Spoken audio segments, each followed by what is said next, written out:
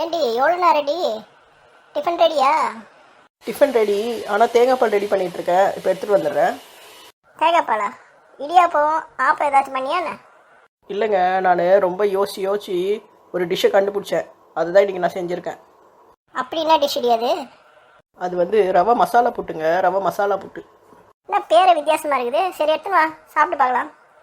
இந்தாங்க, இது என்னோட கண்டுபிடிப்பு. சாப்பிட்டு பார்த்துட்டு எப்படி இருக்குன்னு சொல்லுங்கள். இது கூட இந்த தேங்காய் பாலையும் ஊற்றி சாப்பிடுங்க, அப்போ தான் நல்லாயிருக்கும். அட அனக்கொண்டாக்கு போகிறத அரமெண்டலே. வெறும் ரவை உப்புமாவை பண்ணி வச்சுட்டு ரவை மசாலா போட்டுன்னு இந்த மாதிரி புழுவுற பற்றியா? அதை நான் நம்ப மாட்டேன்றதுக்காக தேங்காய் பால் வேறு செஞ்சு வச்சுக்கிறேன். இதுக்கு சட்னி பண்ணி வச்சுருந்தா கூட நல்லா இருந்திருக்கும்.